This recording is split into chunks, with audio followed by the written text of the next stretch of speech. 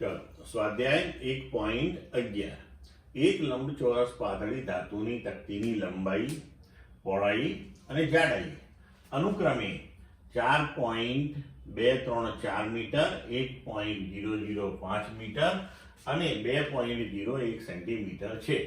સાર્થક અંકોને ધ્યાનમાં રાખી તકતીનું ક્ષેત્રફળ અને કદ શોધો. હવે અહીં જુઓ, આપણને લંબાઈ, પહોળાઈ અને જાડાઈ આ ત્રણ વસ્તુ આપણને આપેલી છે. અહીંયા આગળ જાડાઈ આપણને 2.01 સેન્ટીમીટર છે. લંબાઈ અને પહોળાઈ મીટરમાં છે, તો આપણે આને મીટરમાં ફેરવી દીધું એટલે 0.0201 મીટર. હવે આપણે ક્ષેત્રફળ લઈએ તો લંબચોરસ પાતળી ધાતુની તકતીનું ક્ષેત્રફળ. હવે આ તકતીનું આખું ક્ષેત્રફળ આપણે લેવાનું છે. તો તમે જુઓ કે આપણે આ સૂત્ર કેવી રીતે લખ્યું. ધારો કે આપણે આ પાઠ્યપુસ્તક જે છે એને તકતી ગણી લઈએ. આ એની લંબાઈ થઈ, આ પહોળાઈ થઈ અને આ એની જાડાઈ થઈ.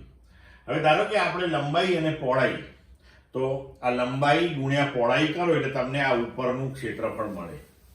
પણ હવે તકતી છે તો તકતીને એક આ ઉપરની બાજુ છે તો એક એવી નીચેની બાજુ પણ છે. તો લંબાઈ ગુણ્યા પહોળાઈ એ 2 વખત લેવી પડશે.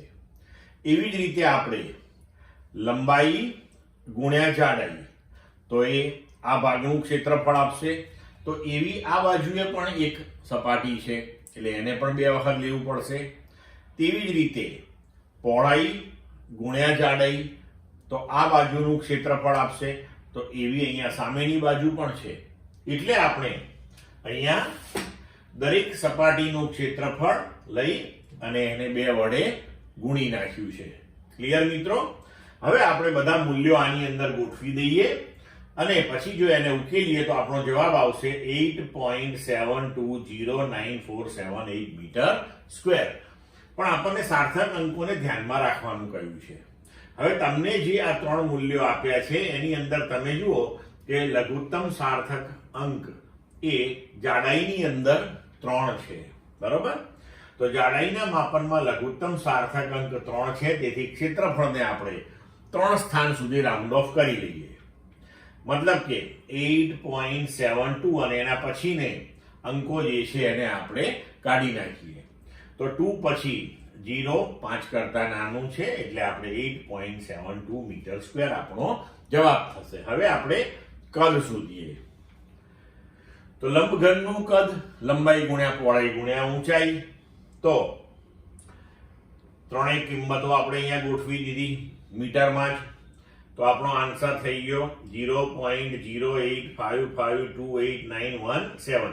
હવે આને પણ આપણે એવી જ રીતે 3 અંક સુધી રાખવાનો છે. તો હવે આપણે 0.0855 સુધી એને આપણે અટકાવી દઈએ.